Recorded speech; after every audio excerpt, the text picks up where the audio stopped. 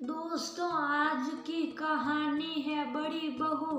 किसी की भी की हुई गलती का दोष कभी अपने ऊपर मत लेना। दोस्तों, कहानी शुरू करने से पहले अगर आपने चैनल को सब्सक्राइब नहीं किया हो तो कर लीजिए ताकि आपके पास पहुंच सके हर नया वीडियो। नैना बेटा, सही में चीनी बहुत डाल दी आज।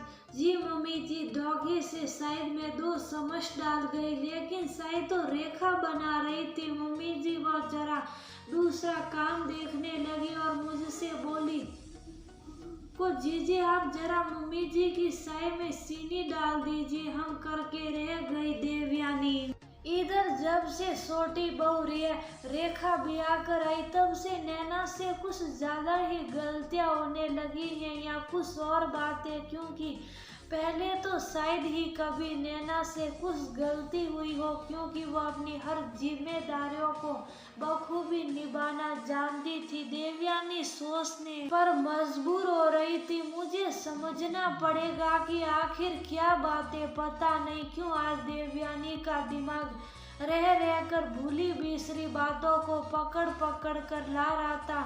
3 भाई बहनों में सबसे बड़ी देवयानी, रंग रूप और नैनक्स कोई बहुत खास नहीं लेकिन बुरे भी नहीं। लेकिन मम्मी पापा हमेशा छोटे भाइयों को ही तवज्जो देते और उसकी हर बात की उपेक्षा होती।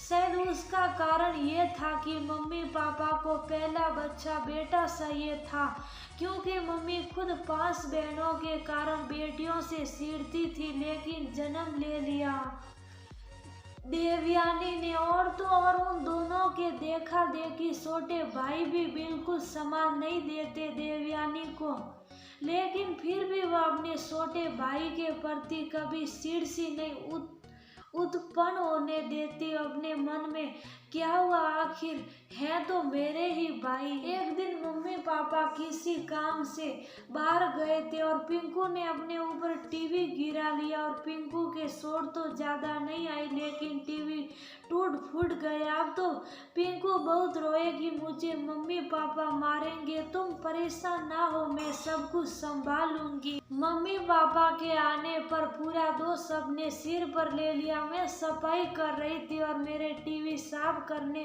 में तेज से झटका लग गया और टीवी टूट गया। ना शक्ल की ना सूरत की, और कोई काम भी नहीं ढंग का करती, जब देखो तब बिगाड़ती ही बिगाड़ती रहती। और भी पता नहीं मम्मी क्या क्या कहती रही और देवयानी शुभ साफ सुनती रही। अब तो दोनों छोटे भाइयों की बनाई और जो भी गलती होते, सही छोटी हो या बड़ी, वह लोग देवयानी के सिर मढ़ देते, क्योंकि उन्हें विश्वास था कि देवयानी तो उन्हें हर हाल में बसा ही लेगी। और इस तरह देवयानी भाइयों के मुंह पास में ऐसी बंधती चली गई कि वह उन दोनों का विरोध भी नहीं कर पाती, और मम्मी पापा तो उन लोगों की बातों पर सहज विश्वास कर लेते, क्योंकि वह लोग तो देवयानी भी प्यार करते ही नहीं थे। अब देवयानी बहुत पछताती, लेकिन फिर भी भाइयों के प्रेम में अभी भी मुंह पर ताला लगा लेती।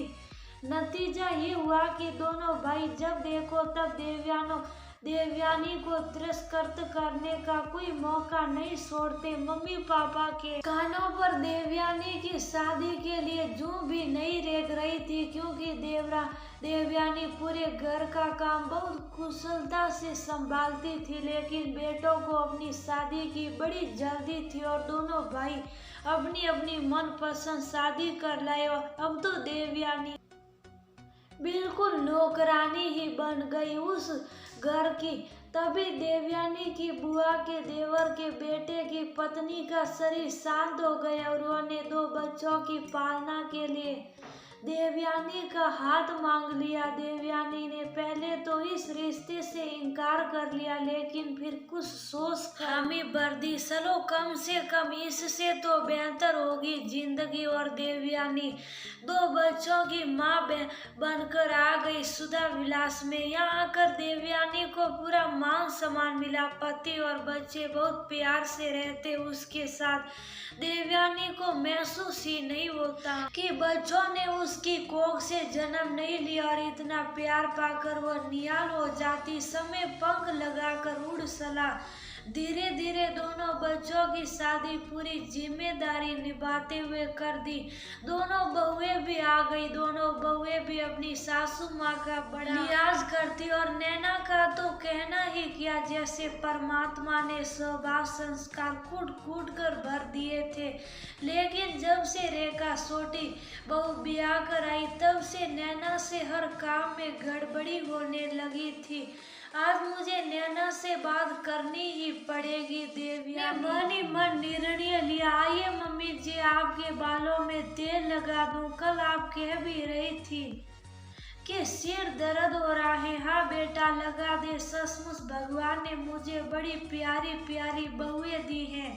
लेकिन नैना बेटा, मुझे तुमसे कुछ बात भी करनी है।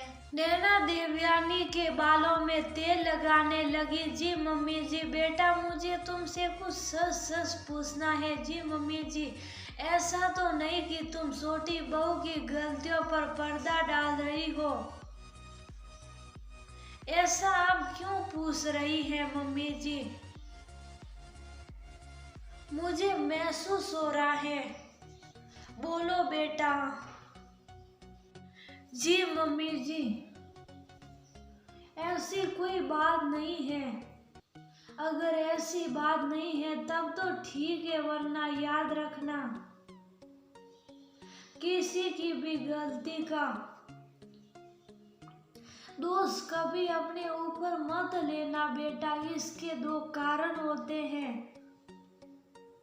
एक तो गलती करने वाला बजाय सुधरने के और ज्यादा बिगड़ता चला जाता है, और दूसरे वह अपनी गलती सामने वाले के ऊपर